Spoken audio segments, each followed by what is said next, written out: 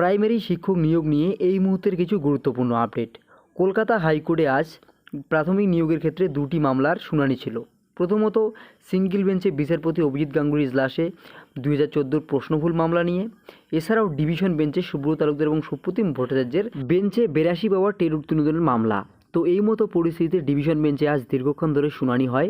সেক্ষেত্রে বিচারপতিদ্বয় জানিয়ে দিয়েছেন যে তাদের মত ভিন্ন থাকার কারণে তারা কিন্তু এই যে 82 পাওয়া টেট উত্তীর্ণদের যে মামলার যে জাজমেন্ট তা কিন্তু দেননি এবং পরবর্তীতে থার্ড বেঞ্চে পাঠিয়ে দেওয়া হয়েছে।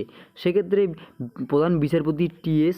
শিবজ্ঞানমের বেঞ্চে কিন্তু এই মামলাটি শুনানি করা হবে। তবে কলকাতা হাইকোর্টের সিঙ্গেল বেঞ্চে প্রশ্নভুল নিয়ে যে মামলাটি ছিল সেই মামলা কিন্তু আজও শুনানি হয়ে ওঠেনি এবং সেক্ষেত্রে এই মামলা যে পরবর্তী শুনানির ডেট তা কিন্তু দিয়ে দেওয়া হয়েছে। আপনারা অন স্ক্রিন দেখতেই পাচ্ছেন যে প্রশ্নভুল মামলা রয়েছে 2014 যে শারিফা খাতুন নামে যে করেছিলেন, সেক্ষেত্রে কিন্তু সিঙ্গেল বেঞ্চেই মামলাটি শুনানি হবে আগামী 5 জুলাই, অর্থাৎ পরবর্তী মাসের 5 জুলাই এই মামলার কিন্তু শুনানি করা হবে। সেই দিনেই কিন্তু রয়েছে, আপনারা জানেন যে প্রাথমিকে যে একাডেমিক এই চলতি নিয়োগ প্রক্রিয়া একাডেমিক থাকবে কিনা সেই নিয়ে কিন্তু মৈত্র কমিটি গঠন করা হয়েছে এবং মৈত্র কমিটির রিপোর্ট কিন্তু প্রাথমিক শিক্ষা পর্ষদ মানেনি এবং সেক্ষেত্রে কিন্তু সেই দিনেই নির্ধারণ করা হবে যে এই নিয়োগের ক্ষেত্রে একাডেমিক থাকবে কিনা।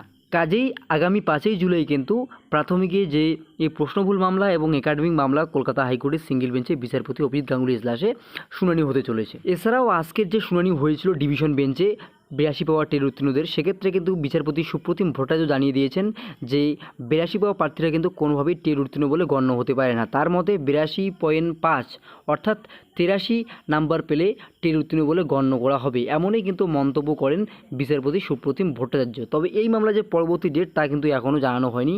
যে কলকাতা হাইকোর্টের যে অফিসিয়াল ওয়েবসাইটে সেখানে কিন্তু জানিয়ে দেওয়া হয়েছে যে মেনশন ম্যাটার হিসেবে রাখা হবে এই মামলাটি, কিন্তু নেক্সট হিয়ারিং ডেট কিন্তু এখনও দেওয়া হয়নি। পরবর্তীতে কিন্তু এই হিয়ারিং ডেট জানিয়ে দেওয়া হবে। তো সেই আপডেট উঠে আসলে আমি আপনাদের সাথে শেয়ার করে জানিয়ে দেওয়ার চেষ্টা করব।